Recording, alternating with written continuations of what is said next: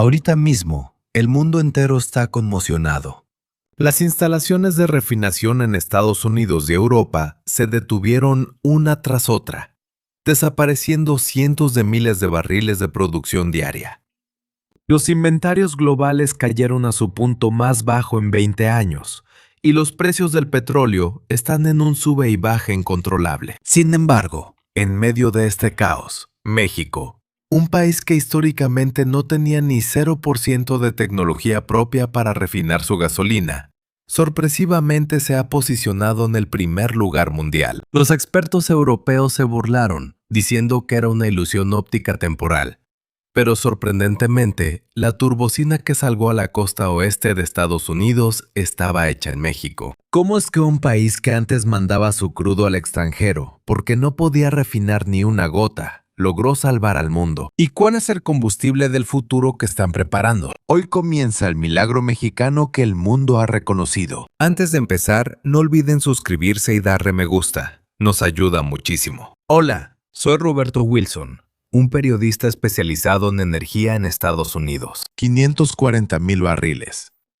Esa es la capacidad de producción petrolera que Estados Unidos perdió en un solo día. 400,000 barriles fue la cifra que Europa dejó de producir en el mismo periodo. Frente a las reservas de productos derivados del petróleo, más bajas en 20 años, me quedé sin aliento mirando la pantalla gigante de la Plaza Central de Nueva York. Ver los números rojos caer sin parar era como ver fallar los latidos del corazón de la economía mundial.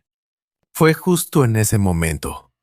La pregunta que me lanzó mi editor, David, cambió todo. David aventó sobre mi escritorio una gráfica con la tasa de crecimiento de las exportaciones energéticas de México y me preguntó, ¿cómo es que un país que hasta hace poco importaba toda su gasolina puede estar generando estos números? La verdad, yo también me quedé de a 6. El volumen de exportación en la gráfica había tenido un salto del 300% en comparación con el año anterior. Todavía tengo muy fresca la reacción de mis colegas del diario financiero neoyorquino cuando saqué el tema en la comida. Todos soltaron la carcajada. El ambiente estaba lleno de sarcasmo sobre cuánto tiempo podría aguantar un país con refinerías obsoletas. En especial Miguel, quien chasqueó la lengua mencionando que el presupuesto de seguridad de México era enorme, pero su gasto en importar gasolina era 3 veces mayor. Esa misma noche, mientras trabajaba horas extras en mi oficina en Manhattan,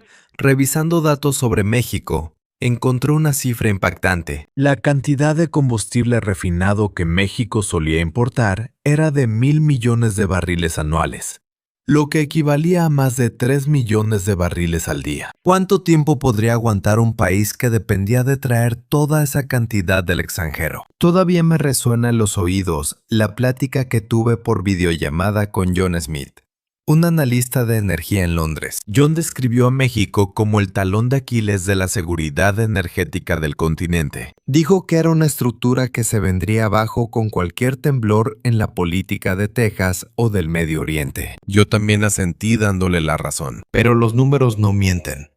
El valor de las exportaciones de productos refinados de México aumentó un 40% en comparación con el año pasado.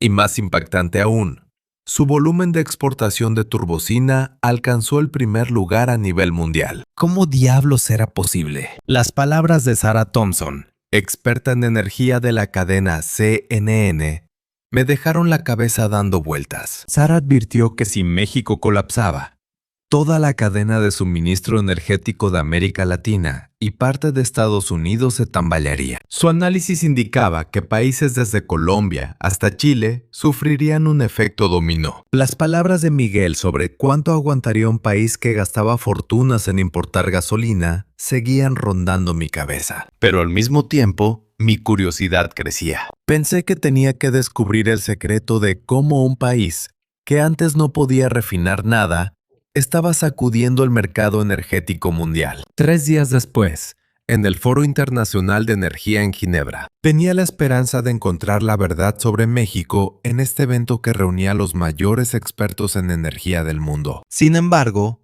en el momento en que el primer orador subió al podio, el ambiente se enfrió. Era Lars Johansen, un cabildero de la industria de refinación europea. Su mirada fría barrió a los asistentes antes de empezar a hablar. Johansen catalogó los recientes logros de México como un simple espejismo temporal. Se burló diciendo que un país sin tecnología propia estaba jugando a ser una potencia energética. Escuchándolo desde el público, tuvo una sensación muy extraña. Se sentía como si estuviera a la defensiva. La industria de refinación europea estaba al borde del colapso. Una importante empresa química alemana registró pérdidas de 6.000 millones de euros el año pasado, y las grandes petroleras holandesas también estaban recortando personal en sus refinerías. Por el contrario, en el mismo periodo, México registró el mayor superávit de su historia por exportación de derivados del petróleo. La voz de Johansen tenía un tono de coraje. Criticó a México, diciendo que solo se estaban quedando con los beneficios de rebote. Los menospreció diciendo que no tenían verdadera capacidad tecnológica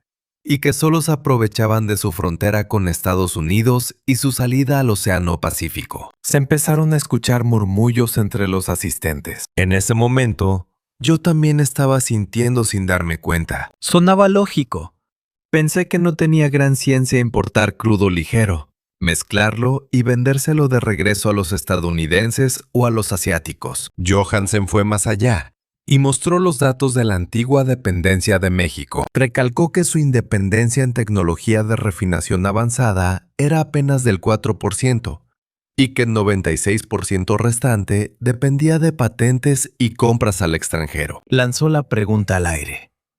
¿Cuánto podrá aguantar un país así en medio de una crisis energética? Lo que más se me quedó grabado fue su frase de cierre. Dijo que el éxito de México era como una llamarada de petate que pronto se apagaría. Aseguró sin titubear que sería el primer país en caer si llegaba una verdadera crisis energética. Los aplausos retumbaron en la sala. Durante el receso, la plática con otros periodistas tomando café iba por la misma línea. Pierre, del diario francés, comentó que aunque México estuviera jugando a ser un centro logístico, a fin de cuentas solo eran intermediarios. Estaba inflado de orgullo, creyendo que la verdadera tecnología estaba en Europa. James, del diario financiero británico, también señaló que, por muy grandes que fueran las nuevas instalaciones de México, si se cortaba el suministro de piezas extranjeras, serían fierros viejos. Yo estaba totalmente de acuerdo. La idea de que un país sin bases tecnológicas no duraría mucho me dominaba la mente. En la sesión de preguntas y respuestas, después de la presentación de Johansen, llovieron opiniones parecidas. Un experto de Noruega analizó que México solo se estaba aprovechando de un nicho de mercado dejado por los recortes en el Mar del Norte. Decían que solo estaban llenando el hueco de suministro dejado por las sanciones a Rusia. Un directivo italiano fue todavía más duro. Criticó que las refinerías mexicanas estaban invadiendo el mercado europeo aprovechándose de que sus leyes ambientales eran más laxas. Decían que era competencia desleal. De regreso al hotel después del foro, yo estaba convencidísimo. Creía que el éxito de México era solo una racha de suerte. No tenía sentido que un país que hace poco no refinaba nada pudiera codearse con las potencias energéticas. Esa noche, en el correo que mandé a la sede de Nueva York, escribí exactamente eso, que viajaría a México para quitarles la máscara. Estaba llenísimo de ganas de reportar en vivo cómo se caía su farsa. A los 2 días de regresar de Ginebra a Nueva York, mi editor David me mandó llamar. Al abrir la puerta de cristal de la redacción en el piso 47 en Manhattan, vi a David con una cara muy seria. Fue directo al grano. Me ordenó que me fuera de viaje de negocios a México para investigar el mercado de refinación en América Latina. Aunque de dientes para afuera me dijo que el objetivo era entender el estado actual de ese nodo energético, yo capté sus verdaderas intenciones. El problema era que estaban saliendo demasiadas noticias energéticas desde México. Publicaciones financieras y agencias de noticias globales. Todos hablaban del crecimiento industrial mexicano. Me dijo que hasta habían recibido quejas de lectores que estaban confundidos. David me puso la mano en el hombro y me dijo que fuera a comprobar los datos reales al terreno. Hizo mucho hincapié en que necesitábamos un análisis sumamente objetivo sobre si esto era sostenible a largo plazo. Pero yo leí otro mensaje en sus ojos. La verdad es que desde el foro en Ginebra, yo también tenía muchas dudas sobre México. Las palabras de Johansen no me dejaban en paz. Me pareció una broma que un país con ese historial anduviera dándoselas de potencia. Esa tarde, mientras compraba mi boleto de avión, ya estaba armando el título de la nota en mi cabeza. Algo tipo el espejismo de la refinación mexicana o la antesala de una burbuja a punto de reventar.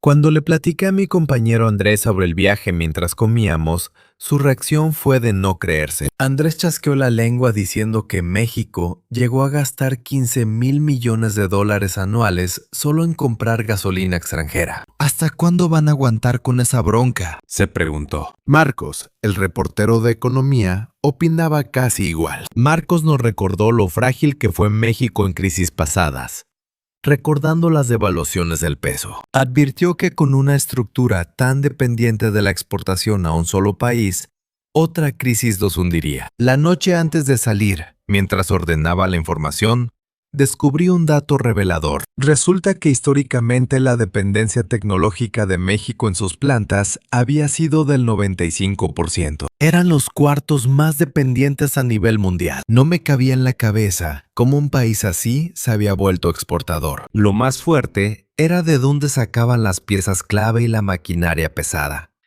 Todo venía de Asia o Europa. Pensé que si algo pasaba en esas regiones, México se quedaría de brazos cruzados. En el taxi rumbo al aeropuerto, yo iba segurísimo. México era puro cuento. Un espejismo que se veía bonito por encimita. Jugar a ser potencia sin tener la tecnología de base era como construir castillos en la arena. Al subirme al vuelo de Aeroméxico rumbo a la capital, abrí mi computadora portátil. Quería dejar listo el borrador del artículo. El título ya lo tenía. La verdadera cara del mito energético de México. Mirando las nubes por la ventana, me prometí que iba a desenmascarar todo. Iba con toda la actitud de captar el momento exacto del derrumbe y contarle la verdad al público. Quería mostrar cómo se rompía el sueño de un país petrolero sin refinerías. Durante las 5 horas de vuelo, tuve una sola certeza. Iba a regresar de México con un artículo lleno de una decepcionante realidad. Apenas 3 horas después de aterrizar, ya estaba parado en el enorme complejo de refinación en Coatzacoalcos, Veracruz. El primer impacto visual al llegar fue abrumador. 1,300,000 barriles. Esa era la cantidad de crudo que podían procesar al día, según la pantalla gigante que tenía enfrente. Había 15 torres de destilación que picaban el cielo como si fueran rascacielos. Era un monstruo. Un tamaño que no había visto ni en las refinerías de Houston, Texas. Me quedé sin palabras. Mi guía local, Alejandro García López, se acercó a saludarme. Alejandro era un ingeniero veterano que llevaba 20 años trabajando en el sector. Escuchando su explicación, me iba yendo cada vez más para atrás. Me dijo que nada más el complejo de petróleos de avanzada procesaba 840,000 barriles diarios. Eso era el equivalente a toda la capacidad de refinación del Reino Unido junto. Y lo más increíble era que ahí pegadito estaban las plantas de refinerías Azteca, Grupo Energético Monterrey y Consorcio Golfo. No me la creía.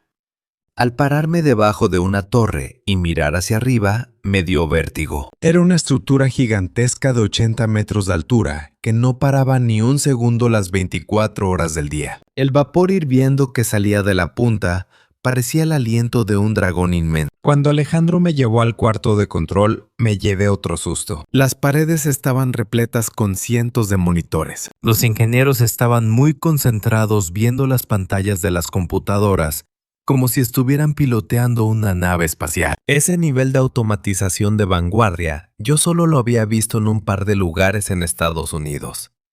Pero lo más impresionante de todo fue la eficiencia del proceso. Me explicaron que el margen de extracción para sacar gasolina, diésel y turbocina a partir del crudo superaba el 95%.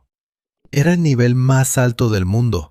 así que no me quedó de otra más que asentir con la cabeza. Alejandro me dijo bien orgulloso: la turbocina que producimos aquí se exporta hasta la costa oeste de Estados Unidos. Me detalló que una gran parte del combustible de aviación que se usa en el Aeropuerto Internacional de Los Ángeles viene directamente de Veracruz. En ese momento se me puso la piel de gallina. Mientras dábamos la vuelta por la planta, vi otra cosa increíble: el nivel de tecnología ambiental.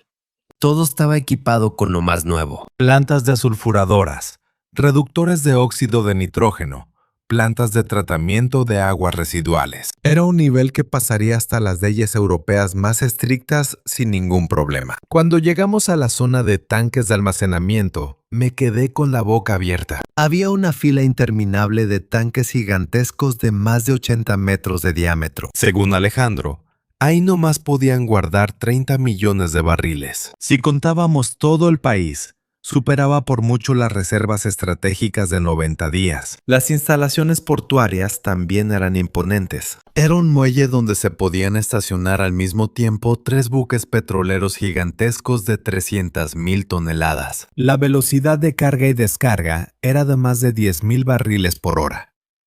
Me explicaron que con esa eficiencia podían procesar todo a un ritmo frenético. Pero lo que de verdad me asombró fueron sus instalaciones de investigación y desarrollo. Tenían un laboratorio enorme en medio de la refinería dedicado a crear combustibles ecológicos. Ahí pude ver con mis propios ojos que ya se estaban preparando para el futuro con biocombustibles y tecnología de hidrógeno. En la tarde, de regreso a mi hotel en el puerto, yo traía un torbellino en la cabeza.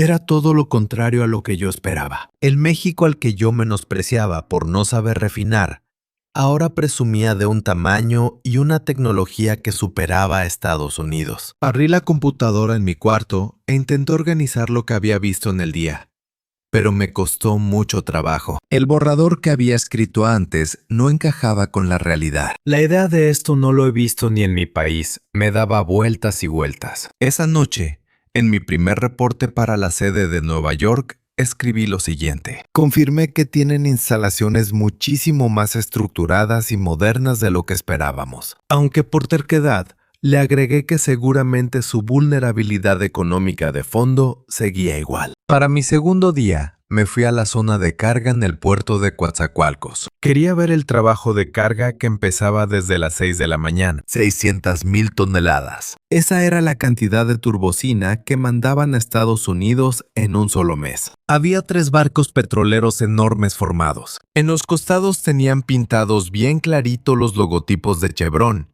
ExxonMobil y BP. En ese instante me cayó el 20. Carlos Hernández, un empleado de la administración portuaria, me dio el recorrido. Me explicó que toda esa turbocina iba para Los Ángeles, San Francisco y Seattle. Era un dato brutal. El 29% de toda la demanda de turbocina de la costa oeste de Estados Unidos la cubría México. El 29%. El primer lugar del mercado. Las palabras de Carlos me dejaron sin aire. Era increíble que un país que antes no refinaba nada ahora le estuviera dando de comer a Estados Unidos. Javier Mendoza Ríos, el director de exportaciones de Refinerías Azteca, que estaba supervisando la carga, me contó algo todavía más asombroso. Dijo que las exportaciones de turbocina habían subido un 340% respecto al año pasado. Explicó que tras la recuperación de los vuelos, la demanda de turbocina de alta calidad se había disparado. Y lo más impactante era que la turbocina mexicana era considerada la mejor del mundo. Cuando escuché las cifras, menos de 0,08% de azufre y 98% de pureza. No pude evitar mover la cabeza dándole la razón. Con esa calidad, hasta los europeos se quedarían callados. El director me dijo con muchísimo orgullo que a las aerolíneas estadounidenses les encantaba el producto mexicano. Y no nada más por el precio.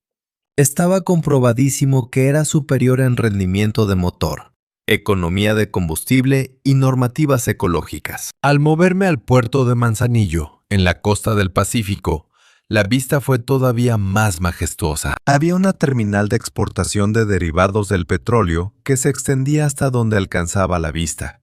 acomodada milimétricamente. Me dijeron que por ahí salían un promedio de 150,000 toneladas de producto al día hacia el resto del mundo. Roberto Gutiérrez, el gerente del puerto de Manzanillo, me enseñó las estadísticas de exportación y estaban de infarto. Las exportaciones de refinados de México cerraron el año pasado con 63,000 millones de dólares.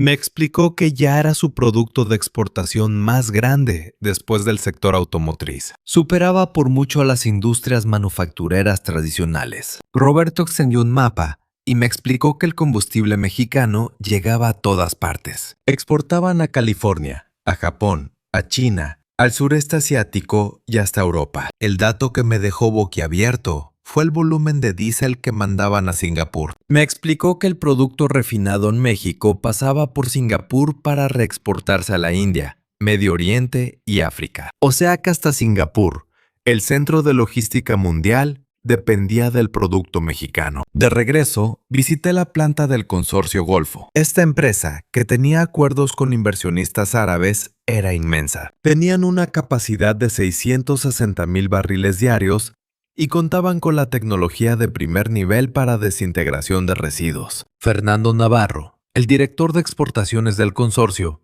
me soltó un dato súper interesante. Resulta que hasta las naciones productoras de crudo pesado le compraban de regreso a México productos refinados de alto valor agregado. Era una locura. Vendían el crudo barato y compraban el producto terminado caro. Según Fernando, la gran ventaja de México era su infraestructura de refinación súper compleja. Tenían la mejor capacidad a nivel mundial para sacar gasolina, diésel, turbocina, nafta y asfalto en un solo proceso. Esta tarde, sentado en el vuelo de regreso a la Ciudad de México, traía un caos en la cabeza. Era un México muy distinto al que yo conocía. Yo lo subestimaba y resulta que le estaban salvando la economía a Estados Unidos. En un mensaje que mandé desde el celular a mi oficina, fui muy sincero. La situación es completamente distinta a lo que pensábamos. México no es un país que solo extrae petróleo. Es un nodo energético global. Pensé, vaya cosas que tiene la vida. Que México estuviera salvando a Estados Unidos. Fue el momento exacto en el que todos mis prejuicios se hicieron pedazos. Al tercer día de estar en la capital, reventó una noticia fuertísima. La Reunión Internacional de Países Exportadores anunció que iban a aumentar la producción de crudo. El precio del barril se desplomó de 85 a 62 dólares en un solo día, una caída del 27%. Yo estaba muy tenso viendo los noticieros financieros en un café de la ciudad. No dejaba de salir la alerta de que Arabia Saudita había decidido subir su producción en 2 millones de barriles diarios. En ese mismito instante me sonó el teléfono. Era Lars Johansen, el europeo que conocí en Ginebra. Su voz estaba llenísima de burla. Johansen me habló con tono de victoria. Decía que sus pronósticos habían cumplido y que México ya estaba liquidado. Su análisis era que con el desplome del crudo y la caída de los precios, las refinerías mexicanas no iban a aguantar. Hizo mucho énfasis en que esa era la falla estructural de México. Aseguró que, al tener altos costos operativos en plantas nuevas, eran súper vulnerables. Su pronóstico era que tendrían pérdidas multimillonarias. En cuanto colgué con Johansen, salí corriendo hacia el distrito financiero del Paseo de la Reforma. La cara de Diego Silva Ramírez, analista de Grupo Financiero Inbursa, era de preocupación. El analista me platicó muy agobiado que las acciones petroleras mexicanas se estaban yendo en picada. Petróleos Avanzada cayó 8%, Refinerías Azteca 12% y Grupo Energético Monterrey 6%. Me mostró los números, diciendo que los inversionistas estaban asustados. Y lo peor, eran los reportes de los bancos de inversión estadounidenses. Uno de ellos acababa de degradar la perspectiva del sector mexicano a negativa. Los demás estaban en las mismas. En ese momento llegué a pensar que Johansen tenía razón. Por más buena tecnología que tuvieran, con esa volatilidad de precios no iban a poder aguantar el golpe. Me marcaron de la cadena de noticias CNN para pedirme una entrevista telefónica de urgencia sobre la situación en México. Fui muy cauteloso y les dije que a corto plazo se veía venir un panorama complicado. Esa noche me junté a cenar en un restaurante con unos colegas locales. Estaban Ricardo Fuentes de El Universal, Luis Gómez del Financiero Y Sofía Torres de El Economista. Ricardo también traía cara de preocupación. Nos contó que los directivos de las refinerías estaban en junta de emergencia para ver cómo le hacían frente a la situación. Luis fue más específico con los números. Dijo que el punto de equilibrio para que las empresas mexicanas no perdieran dinero era de $65 por barril. Así que con los precios actuales, los números rojos eran inminentes. Agregó que si le sumaban la depreciación de lo que ya tenían almacenado, la cosa se ponía peor. Los datos que traía Sofía daban miedo. El valor del inventario de las grandes empresas de México sumaba $15,000 millones. Si el barril caía a otros $20, calculaban pérdidas por más de $3,000 millones. Llegué a mi cuarto de hotel, abrí la computadora y le mandé un correo a Johansen dándole la razón. Pensé que a lo mejor todo ese milagro mexicano sí había sido un espejismo. En la videollamada con mis compañeros de Nueva York, el ambiente estaba igual. Miguel movía la cabeza diciendo que a final de cuentas tenían un límite. Andrés me aconsejó que terminara rápido el reportaje y me regresara. Esa noche le mandé mi reporte a los editores siendo muy directo. Con la caída del petróleo, las debilidades estructurales de México han quedado expuestas. Los próximos días son de vida o muerte. Antes de dormirme, revisé el precio del crudo por última vez. Había bajado a $58 el barril. Las palabras de Johansen me daban vueltas y vueltas. Ya cayó el crudo. Ahora sigue México. ¿De verdad México aguantaría este golpe? ¿O se derrumbaría, tal y como dijo el europeo? Me quedé dormido con mucha angustia. En la mañana del tercer día de la caída de precios, me paré afuera del corporativo de petróleos de avanzada. Fui a hacer mi última entrevista casi por inercia. 13. $6. El número impreso en el documento que me dieron en recepción me dejó congelado. El margen de refinación, que el día anterior estaba en 5. $4. Se había disparado 5 veces en un solo día. Héctor Morales, el director de estrategia, bajó a recibirme. Venía con una sonrisa de oreja a oreja. Se le veía lleno de energía. Ahí presentí que se me había escapado algo importantísimo. Héctor me empezó a explicar con toda la calma del mundo. Resulta que la caída de precios del crudo, en vez de hundirlos, era el mejor escenario para las refinerías mexicanas. Su análisis era que el costo de su materia prima se había ido al suelo, pero el precio al que ellos vendían la gasolina y la turbocina seguía alto, por lo que su margen de ganancia se había ido a las nubes. Me explicó un concepto interesantísimo sobre el margen de refinación. Es la diferencia entre lo que cuesta el crudo y en lo que se vende la gasolina. Y México estaba en la posición más favorable. Explicó que gracias a su logística y cercanía, el precio del producto terminado se mantenía superestable. La gráfica que me enseñó Héctor era brutal. Resulta que el verdadero punto de equilibrio de la tecnología mexicana era de $20 por barril. Con el precio actual en $58, tenían casi el triple de margen asegurado. Y lo mejor era su ventaja geográfica. Compraban barato. Y al estar pegados al mercado consumidor más grande del mundo, las ganancias se multiplicaban. Estaban exprimiendo su ubicación al máximo. Lo que me platicaron al ir a Grupo Energético Monterrey estuvo todavía mejor. Arturo Vargas, del equipo de planeación, me dijo que gracias a su nueva tecnología de conversión profunda de residuos, podían tomar el petróleo más pesado y transformarlo en combustible de alto octanaje. O sea que, entre más bajara el crudo pesado, más ganancias obtenían. Arturo me dio el dato exacto. La diferencia de precios era de $15, y las refinerías mexicanas tenían tanta tecnología que convertían esa diferencia completamente en utilidades. En las oficinas de Refinerías Azteca, Eduardo Salinas me soltó una revelación. Me confesó que en los últimos 3 días sus nuevos pedidos habían aumentado un 200% comparado con el mes pasado. Era la prueba de que los compradores globales andaban desesperados buscando producto mexicano. Me dijo que las aerolíneas de la costa oeste estadounidense estaban haciendo pedidos masivos. Como la aviación comercial se reactivó y el petróleo bajó, todos querían comprarles turbocinas. Me dejó claro que México tenía el control absoluto de esa demanda. Los datos que revisé en el corporativo del Consorcio Golfo eran una maravilla. Demostraban que el margen de refinación en el continente americano había roto récords históricos,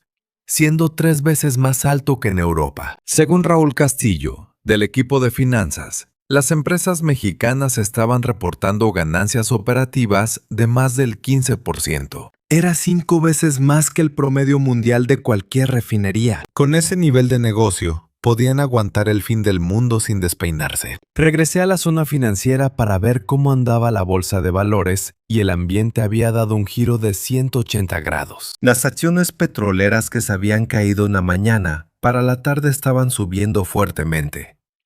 Petróleos de Avanzada subió un 15% y Refinerías Azteca un 18%. Cuando volví a ver al analista Diego Silva, su cara era otra. Me recibió con una sonrisa enorme explicándome el verdadero poderío de la industria de su país. Diego me dijo sumamente emocionado que admitía haber subestimado la capacidad real de México. Confesó que jamás se imaginó que la caída del crudo terminaría siendo su mayor ventaja. Esa noche le llamé por teléfono a Lars Johansen. Le dejé bien claro que sus pronósticos habían fracasado rotundamente. Al principio no me creía, pero al final se quedó mudo. Abrí mi computadora en el hotel y me puse a escribir mi artículo. El título ya estaba listo. La caída del petróleo fue la gasolina que México necesitaba. Fue un giro magistral que echó por tierra todos los prejuicios y pronósticos. En mi último día de cobertura, viajé a un centro de innovación tecnológica en Monterrey.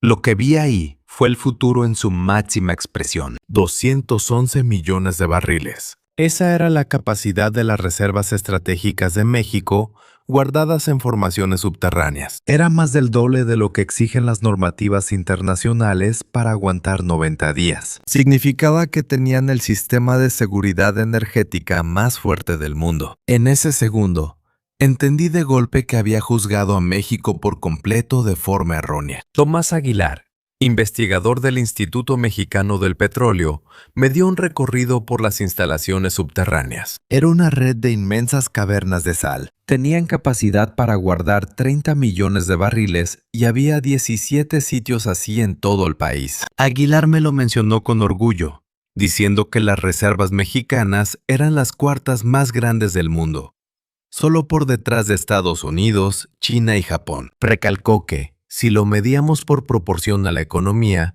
México era el número 1 indiscutible, pero la verdadera sorpresa me estaba esperando más adelante. Fuimos a ver una planta de combustible de aviación sostenible. Este biocombustible es la joya de la corona para el futuro de los aviones. La línea de producción en la planta de Refinerías Azteca era fascinante. Me contaron que fabricaban 200,000 toneladas anuales de biocombustible de aviación, elaborado con aceite de cocina usado y grasas orgánicas. Era la planta más grande de todo el continente. El encargado de producción, Sergio Beltrán, me mostró unos datos asombrosos. El combustible ecológico hecho en México estaba siendo la clave para que las aerolíneas europeas cumplieran sus metas de reducción de emisiones. Aerolíneas internacionales de gran prestigio estaban volando con producto orgullosamente mexicano. Lo más impactante era la técnica empleada. Me dijo que el método de producción mexicano estaba considerado como el líder a nivel mundial. Cuando me dijo que lograban reducir el impacto ambiental más de un 80% en comparación con la turbocina normal, tuve que reconocer su superioridad. Las instalaciones para producir energía de hidrógeno en la planta también eran monumentales. Tenían capacidad para extraer 30,000 toneladas de hidrógeno al día. Me explicaron que eso alcanzaba para abastecer a 2 millones de vehículos de hidrógeno diarios. El ingeniero Gabriel Orozco me aseguró que México ya estaba marcando el paso de la economía del hidrógeno en el continente. Estaba muy orgulloso de que dominaban toda la cadena con tecnología propia, desde la producción hasta el transporte y almacenamiento. La tecnología de captura y almacenamiento de emisiones que presencié también me dejó sin palabras. Me explicaron que con esa tecnología Atrapaban 1 millón de toneladas de partículas contaminantes al año. Era como sacar de circulación las emisiones de 200,000 vehículos. La doctora Elena Rojas me dio un dato muy interesante. La tecnología de captura mexicana estaba reconocida dentro de las 3 mejores del mundo, compitiendo directamente con Noruega y Países Bajos. Era la prueba de que el poderío de refinación se estaba transformando en poderío ecológico. El último lugar que visité fue el Instituto de Investigaciones Eléctricas y Energías Limpias. La tecnología de biocombustibles de nueva generación que estaban diseñando parecía ciencia ficción. Estaban creando turbocina a partir de microalgas. El investigador principal, el Dr. Mateo Cruz, me aseguró que esa tecnología iba a estar disponible a nivel comercial en menos de 10 años. Si lo logran, México podrá producir combustible infinito de forma 100% limpia. Era un panorama increíble. De camino al aeropuerto internacional, me puse a pensar en toda mi semana. México, el país que yo veía hacia abajo, creyendo que dependían eternamente de la tecnología extranjera, estaba a la vanguardia de la innovación energética. Ya no solo eran un gigante de la refinación, estaban a punto de dominar la energía del mañana. Escribiendo la nota final en la sala preferencial del aeropuerto, no dejaba de maravillarme. El título ya estaba decidido. El país que antes dependía de todos, ahora es el dueño del futuro. Sentado en el avión de regreso, mi manera de ver a México cambió para siempre. No era un país con conformismo, sino uno que había sabido crear una verdadera bendición tecnológica. Viendo el panorama desde la ventana del avión, lo comprendí todo. Ese país, que antes mandaba petróleo crudo sin procesar para luego comprar gasolina cara, se había convertido en el corazón energético del mundo. ¡Qué gran ironía! Vine a México buscando documentar cómo se caían a pedazos, y me voy habiendo descubierto el futuro de la industria. Justo en ese momento, se acercó el asistente de vuelo y me comentó: por cierto, el combustible con el que está volando este avión fue refinado en México. No me quedó de otra más que sonreír. México ya se había vuelto un elemento indispensable no solo en la tierra que pisaba, sino también en todos los cielos del mundo. Un reportaje que empezó con escepticismo y prejuicios, terminó en completa admiración y respeto. Si te gustó el video, no olvides suscribirte a El Ojo Exterior, darle me gusta y activar las notificaciones. Muchas gracias por vernos hasta el final. Su apoyo constante es lo que nos motiva a seguir adelante.